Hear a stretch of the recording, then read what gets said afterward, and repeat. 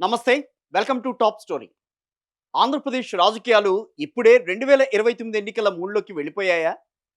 అంటే అవుననే అంటున్నాయి తాజా పరిణామాలు చూస్తుంటే.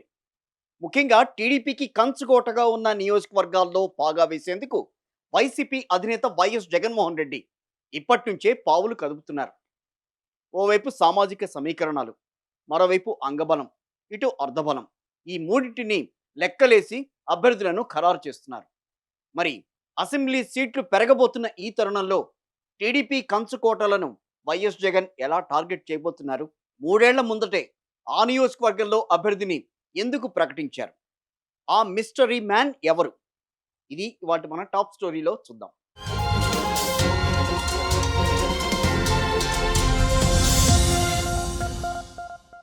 ఆంధ్రప్రదేశ్లో రాజకీయ సమీకరణాలు వేగంగా మారుతున్నాయి.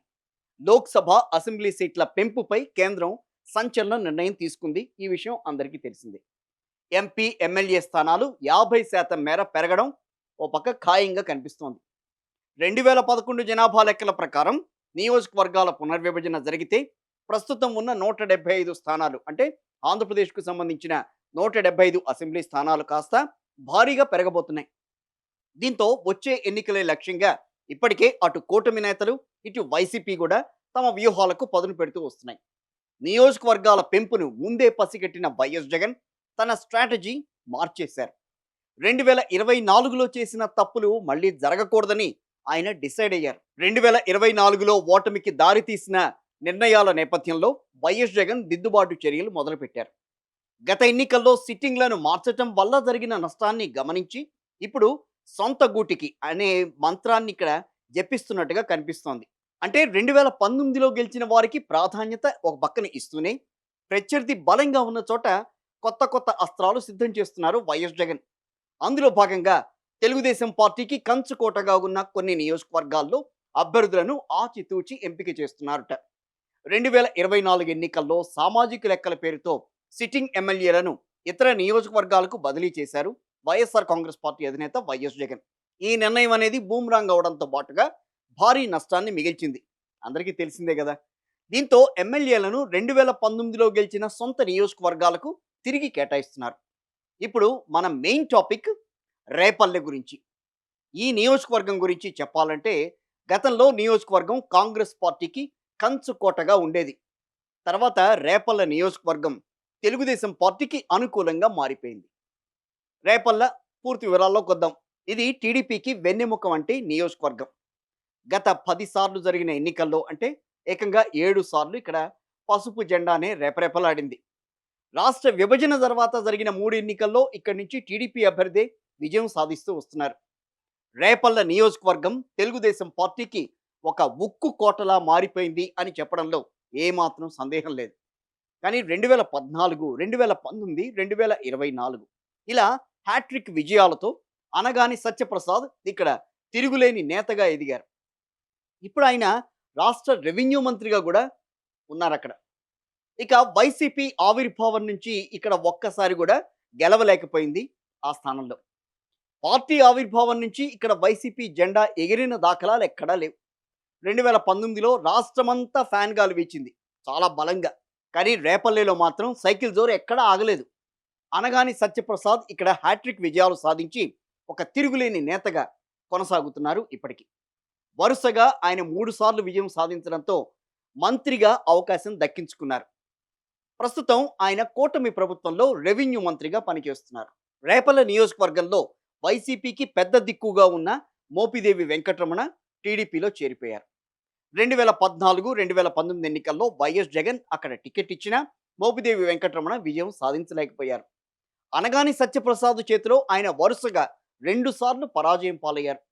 దీంతో గత ఎన్నికల్లో 2024లో జరిగిన ఎన్నికల్లో మోపిదేవి వెంకటరమణను పక్కన పెట్టేసి ఈ ఊరి గణేష్కి టికెట్ కేటాయించారు వైఎస్ జగన్. అభ్యర్థిని మార్చారు. మార్చిన రేపల్లె నియోజకవర్గంలో మాత్రం ఫలితం మారలేదు. మళ్ళీ అనగాని సత్యప్రసాద్ చేతిలో ఈ ఊరి గణేష్ సైతం ఓడిపోవాల్సిన పరిస్థితి వచ్చింది. ఓడిపోయారు.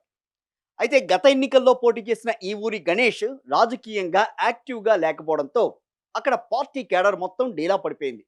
దీంతో రేపల్లె నియోజకవర్గంలో వైసీపీ సైలెంట్ మోడ్లోకి వెళ్ళిపోయింది.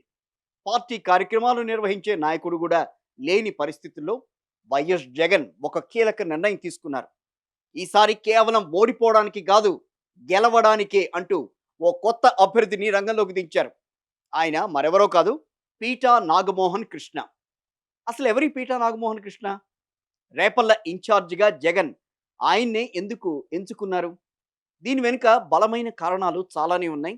ఒకసారి మీకు చెప్తాను ఇప్పుడు. రేపల్లెలో గౌడ, మత్స్యకార, కాపు సామాజిక వర్గాలకు చెందిన ఓటర్లు అధిక సంఖ్యలో ఉంటారు.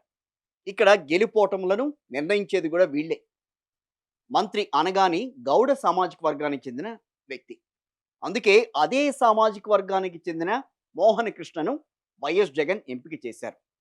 పీటా నాగమోహన్ కృష్ణ పార్టీ తరపున పోటీ చేయడం ద్వారా గౌడ సామాజిక వర్గానికి చెందిన ఓట్లు చీలతాయని వైసీపీ అధినేత ప్లాన్డ్గా ప్లాన్డ్గా ఇక్కడ కనిపిస్తోంది. పీటా నాగమోహన్ కృష్ణ విషయానికి వస్తే కనుక హైదరాబాద్లో రియల్ ఎస్టేట్ వ్యాపారవేత్తగా మంచి గుర్తింపు పొందారు ఆయన.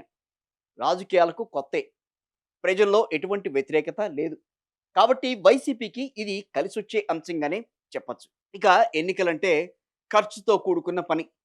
మంత్రి అనగాని వంటి ఒక బలమైన నేతను ఢీకొనాలి అంటే అంగబలంతో పాటుగా అర్థబలం కూడా అక్కడ ఉండాల్సిన అవసరం ఉంది. మోహనకృష్ణ చాలా చాలా అంటే చాలా ఆర్థికంగా బలంగా ఉండడం వైసీపీకి ఒక పెద్ద ప్లస్ పాయింట్గానే చెప్పవచ్చు. నగరం మండలం పీటావారిపాలెంకు చెందిన వ్యక్తి కావడంతో స్థానికులతో ఈయనకు ఒక మంచి సంబంధాలు ఉన్నాయని చెప్పుకోవచ్చు. దీంతో అక్కడ ఈసారి జరిగే ఎన్నికల్లో ఎలాగైనా సరే రేపల్లె నియోజకవర్గాన్ని కైవసం చేసుకునే దిశగా వైఎస్ జగన్ ఇప్పటి నుంచే గ్రౌండ్ వర్క్ మొదలు పెట్టినట్టుగానే కనిపిస్తోంది. ఒక రేపల్లేనా? కాదు కాదు, రాష్ట్ర వ్యాప్తంగా టీడీపీ వరుసగా గెలుస్తున్న అన్ని స్థానాలపైన వైఎస్ జగన్ కన్నేసినట్టుగా చెప్తున్నారు. కేడర్లో ఉన్న నైరాశ్యాన్ని పోగొట్టి వారిలో ఉత్సాహం నింపడానికి ముందస్తుగానే అభ్యర్థులను ప్రకటించి గ్రౌండ్ వర్క్ చేసుకోండి అని గ్రౌండ్ వర్క్ మొదలు పెట్టాలని ప్రస్తుతం భావిస్తున్నట్టుగా కూడా తెలుస్తోంది. 3 ఏళ్ళు అంతే కదా, 3 ఏళ్ళు ఉన్నాయి. ఇంకా 3 ఏళ్ల ముందే అభ్యర్థిని ఖరారు చేయడం ద్వారా వాళ్ళు ప్రజల్లోకి వెళ్ళడానికి, అదేవిధంగా ప్రస్తుతం రేపల్లికి సంబంధించి మోహనకృష్ణకు తగిన సమయం కూడా దొరుకుతుందని వైఎస్ జగన్ ఒక లెక్క వేసుకున్నారు. టీడీపీ కంచుకోటలో జెండా పాతాలని వైఎస్ జగన్ చేసిన ఈ ఎత్తుగడ పారుతుందా? మంత్రి అనగాని సత్యప్రసాద్ను కొత్త అభ్యర్థి ఢీకొట్టగలరా, లేక ఎప్పట్లాగానే అనగాని తన హవా చూపిస్తారో లేదో అన్నది వచ్చే ఎన్నికల వరకు వేచి చూడాల్సిన పరిస్థితి. ఏదేమైనా 3 సంవత్సరాల ముందే అభ్యర్థులను డిసైడ్ చేసుకుంటూ ప్రాంతాల వారీగా, కులాల వారీగా సమీకరణాలను అంచనా వేసుకుంటూ, అదేవిధంగా గత చరిత్రను కూడా చూస్తూ, రాజకీయంగా అక్కడున్న చరిత్రను కూడా గమనిస్తూ, అందుకు తగ్గట్టుగా అడుగులు వేస్తూ అక్కడ అభ్యర్థిని ఎన్నుకోవటం ఇప్పటి నుంచే మొదలు పెట్టడం అంటే ఒక పక్క ప్లాన్తోనే వైఎస్ జగన్ వెళ్తున్నట్టుగా కూడా కనిపిస్తోంది. సో ఇది వర్కౌట్ అవుతుందా? వర్కౌట్ కావాల్సిన పరిస్థితి ఉంది ఇప్పుడు. ఎందుకంటే 2029 ఎన్నికల్లో మళ్ళీ వైఎస్ఆర్ కాంగ్రెస్ పార్టీ రావాలనంటే కనుక ఇలాంటి నియోజకవర్గాలు ఏవైతే ఉన్నాయి రాష్ట్ర వ్యాప్తంగా, ఇప్పుడు 175 నియోజకవర్గాలు అని అనుకుంటున్నాం, అవి 50% పెరిగితే కనుక దాదాపుగా 220 పైన ఉంటాయి. సో అప్పుడు వాటికి సంబంధించిన ఎమ్మెల్యేలకు సంబంధించి ఆ నియోజకవర్గంలో ఎవరైతే అభ్యర్థుల్ని వెతుక్కోవడంతో పాటుగా అభ్యర్థుల్ని ఏ రకంగా వెతుక్కోవాలి, ఆ అభ్యర్థుల్ని ఏ రకంగా చూస్ చేసుకోవాలి, అదేవిధంగా వాళ్ళ గుణగణాలు, అదేవిధంగా పార్టీకి సంబంధించి సామాజిక సమీకరణాలు, ఇవన్నీ కూడా ఇప్పటి నుంచి వర్కౌట్ చేస్తేనే 2029కి వైఎస్ఆర్ కాంగ్రెస్ పార్టీ మళ్ళీ అధికారంలోకి రావచ్చు అన్న ఒక ధీమానైతే తీసుకునే అవకాశం ఉంటుంది. లేకపోతే కనుక ఇప్పుడున్న కూటమిని ఎదుర్కోవాలనంటే కనుక అంత మాటలు కాదు, అదేమీ అంత ఈజీ కాదు.